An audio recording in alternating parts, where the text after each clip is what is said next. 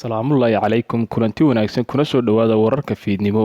Qodobada wararka fiidnimo aad ku daawan doontaan waxaa ka mid ah kulanka filla Soomaaliya uga socda Rooble iyo Farmaajo, ujeedada Kenya oo saraakiil culus u dirtay Somaliland, iyo sidii 6 Falastiiniyiin ah uga baxsadeen jeel si weyn loo ilaaliyo oo ku yaala Israa'iil.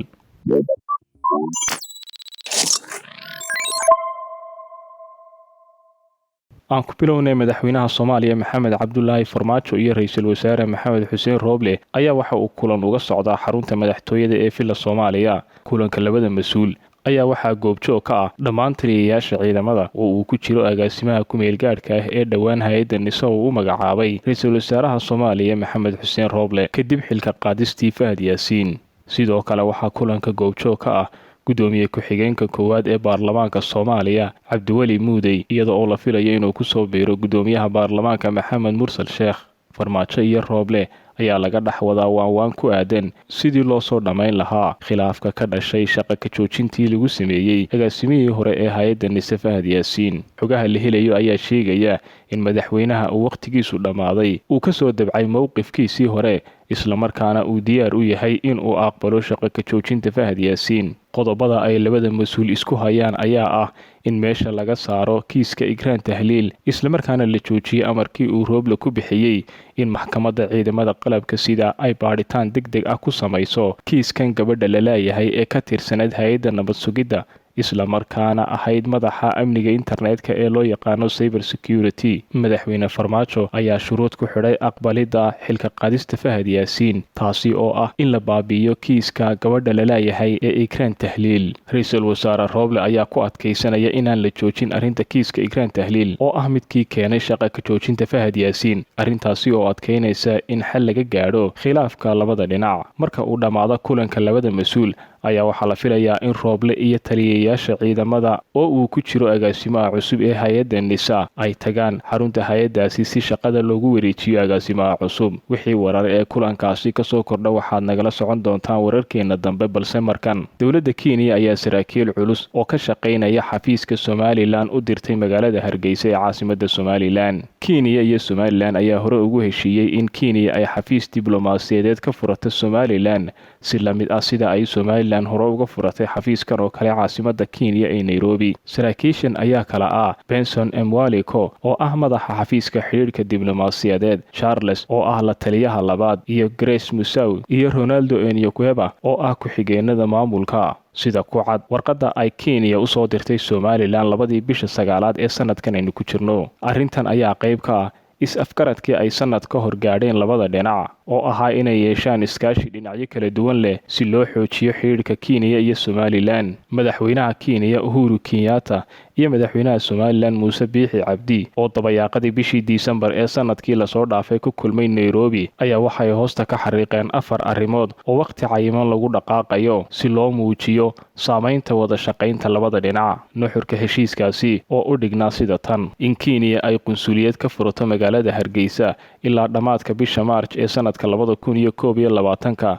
muddadaasi gudaheedana Somaliland waxay sii horumarinaysaa howlaha xafiiskeeda Nairobi. In shirkadda diyaaradaha ee Kenya Airways iyo shirkadaha nooceeda ah ee laga leeyahay Kenya ay bilaabaan duulimaadyo toos isaga kala gooshaya Nairobi iyo Hargeysa marka la gaadho dabayaaqada bisha March ee sanadka 2021. in saraakiisha sarsare ee liiskooga la soo gudbiyay ay dalku galka ku qaataan gudaha Kenya marka ay soo safraan, taasoo la hirgelinayo ilaa dhammaadka bisha March ee sanadka 2021. in saraakiisha sarsare ee Kenya iyo Somaliland ay isku waafaqaan xogta waqtiga la hirgelinayo barnaamijyo isweydaarsi ah oo lagu horumarinayo xirfadlayaasha beeraha, ardayda, dhakhaatiirta, kalkaalisayaasha iyo xirfadlayaasha kale. Saraakiil ka socota wasaaradda arrimaha dibadda ee Kenya ayaa toddobaadkii u dambeeyay socdaal ay ugu gogol xaadhayaan diyaarinta furitaanka safaaradda dalkaasi u joogay magaalada Hargeysa. Dalka Kenya ayaa noqonaya wadankii afraad ee safaarad ka furta Somaliland, sidoo kale wadankii saddexaad ee ku yaala qaaradda Afrika ee xiriir diblomaasiyadeed oo toos ah la sameeya Somaliland. Wadamada Itoobiya, Djibouti iyo Taiwan ayaa xafiisyo diblomaasiyadeed oo darajadoodu heer safaaradeed tahay kuwa magaalada Hargeysa,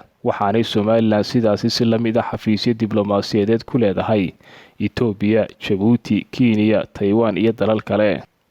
markana sidee 6 Falastiiniyiin ah ay uga baxsadeen xabsi si weyn loo ilaaliyo oo ku yaala Israa'iil. Mas-uuliyiinta Israa'iil ayaa bilaabay baadigoob xooggan kadib markii 6 maxbuus oo Falastiiniyiin ah ay ka baxsadeen mid ka mid ah jeelasha sida weyn loo ilaaliyo ee Israa'iil. Raggan ayaa la rumaysan yahay in ay god ka qodeen qolkii ay kaga jireen xabsiga kadibna ay godka ka duseen oo ay dhanka kale uga tallaabeen derbiga hoostiisa. Saraakiisha ayaa waxaa ku wargeliyey beeraley arkay raggaas oo bannaanka ordaya. Ragga baxsadka ayaa waxaa ku jiray hogaamiyihii hore ee maleeshiyada shuhadada Al-Aqsa iyo 5 xubnood oo ka tirsan ururka Islaamic Jihad. Sarkaal ka tirsan adeega jeelasha ee Israa'iil ayaa baxsadka raggaasi ku tilmaamay guuldarro weyn oo dhanka ammaanka iyo sirdoonka ah. Kooxda Falastiiniyiinta ayaa iyaguna dhankooda ku tilmaamay halyeynimo. Waxaa la yeedhiyey gambaleelka digniinta ee xabsiga Jilbow oo ah mid si weyn loo ilaaliyo oo ku yaala waqooyiga Israa'iil, loona yaqaano goobtii ammaanka adkayd kadib markii ay mas-uuliyiintu war ka heleen beeraley maxalli ah. Warkaasi oo ku saabsanaa inay arkeen rag ay ka shakiyeen oo jooga meel u dhow beero ku yaala halkaasi. Markii howlwadanada jeelku ay bilaabeen inay tiriyaan maxaabiistii 4tii subaxnimo waxa ay ogaadeen in 6 maxbuus ay maqan yihiin. Falastiiniyiinta ayaa la rumaysan yahay inay ka baxsadeen qolka xabsiga ee ay ku wada jireen oo ay god ka qodeen musqushiisa. Wargeyska The Jerusalem Post ayaa ku warramaya inay qoditaanka u adeegsadeen qaadada xalaysatay oo ay dhulka hoostiisa ku aaseen. Godka ayaa ku sii xidhay dhul qodan oo ku hoos yaala xabsiga kaasi oo la sameeyey markii xabsiga la dhisayay. Maxaabiista ayaa la rumaysan yahay inay godkaasi mareen oo ay markii dambe ku gaadheen dhinaca shishe ee derbiga xabsiga kadibna ay qodeen kanaal dhulka hoostiisa mara oo ku soo beegmay bartamaha dhabe jidcadde ah oo bannaanka xabsiga mara. Shirkadda Shin Bet oo dhanka ammaanka qaabilsan ayaa sheegtay inay rumaysan yihiin in ay maxaabiistu xidhiidh la lahaayeen dad joogay bannaanka xabsiga isla markaasina ay adeegsadeen moobeel loo soo dusiyey markii ay soo baxsadeen kadibna lagu qaaday gaadhi. 6 xubnood oo uu ku jiro Sakariya Sudeydi oo ahaa taliye hore uga tirsanaa jiray maleeshiyaadka Falastiiniyiinta ee shuhadada Al-Aqsa ee magaalada Jenin ee daanta galbeed iyo 4 ka tirsan xubnaha Islaamic Jihad ayaa waxa ay ku xukunaayeen xabsi daa'im kadib markii loo xukumay inay qorsheeyeen oo ay ku fuliyeen weerarro lagu dilay Israa'iiliyiin, halka ninka shanaadna xabsiga lagu hayay muddo 2 sannadood ah isagoon wax eed ah loo soo jeedinin.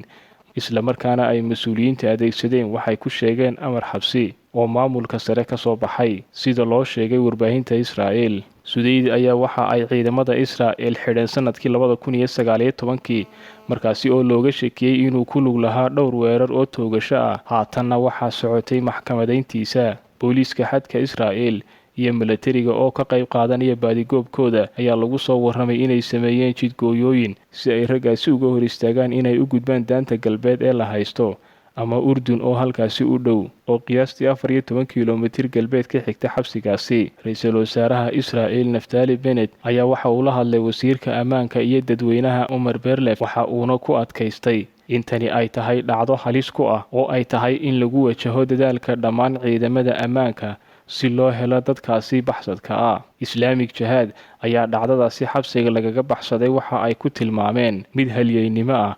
Waxa ayna sheegtay in arrintaasi ay welwelgelin doonto hanaanka difaaca ee Israa'iil, halka afhayeenka Xamaas Fawzi Barhum uu sheegay in ay ahayd guul weyn oo cadaynaysa buu yidhi in rabitaanka iyo go'aanka askartayada geesiyaasha ah ee ku xidhan xabsiyada iyo jeelasha cadowga aan la waabin karin.